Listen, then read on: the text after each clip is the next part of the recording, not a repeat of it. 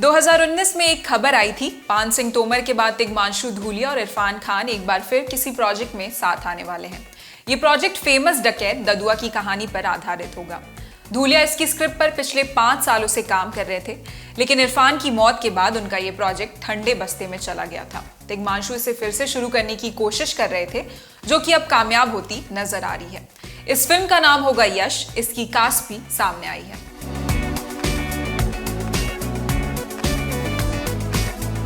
इरफान की डेथ के बाद से तिग्मांशु को नए सिरे से यश के बारे में सोचना पड़ा। वो इसे दोबारा से लाने का प्लान कर रहे हैं। अब इसकी कास्ट भी फाइनल हो गई है। इसमें अरशद वारसी और प्रतीक गांधी मुख्य भूमिकाओं में होंगे। ये पहला मौका है जब अरशद और प्रतीक किसी प्रोजेक्ट में एक साथ नजर आएंगे। अरशद डकैत ददुआ की भूमिका निभाएंगे, प्रतीक गांधी एसएसपी यश की भूमिका में होंगे। इन्हीं के नेतृत्व में स्पेशल टास्क फोर्स ने ददुआ और उसके गैंग का सफाया किया था।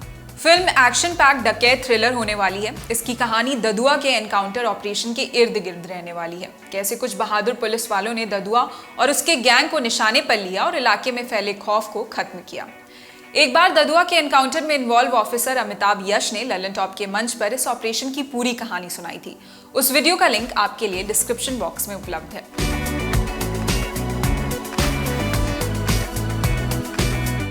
70 के दशक में नॉर्थ के वीरप्पन के नाम से मशहूर शिव कुमार पटेल उर्फ ददुआ का बीहड़ में खौफ था, बिल्कुल जैसा शोले में गब्बर का था। उसका डायलॉग है ना, 50-50 कोस तक जब कोई बच्चा रोता है तो माँ बोलती है बेटा सो जा वरना गब्बर आ जाएगा।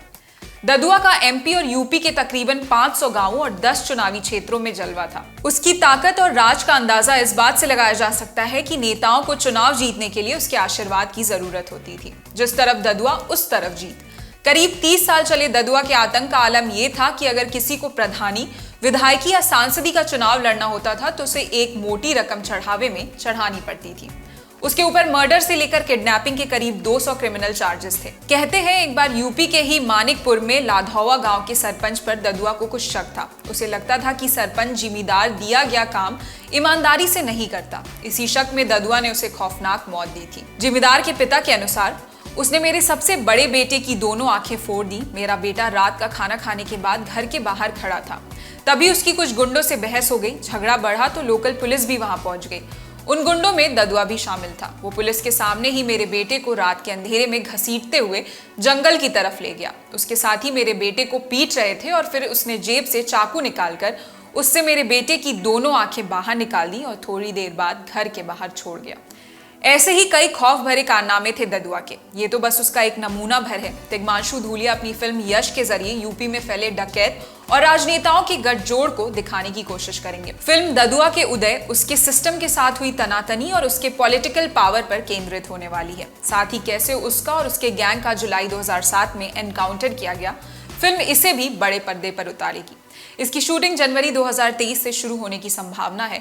अरशद और प्रतीक अपने कुछ वर्तमान प्रोजेक्ट्स को खत्म करके यश की टीम से जुड़ेंगे। फिलहाल इस खबर में इतना ही। आपके लिए जानकारी इकट्ठा की थी हमारे साथी अनुभव ने। मैं निहारिका यादव। देखते रहिए ललन टॉप सिनेमा। शुक्रिया।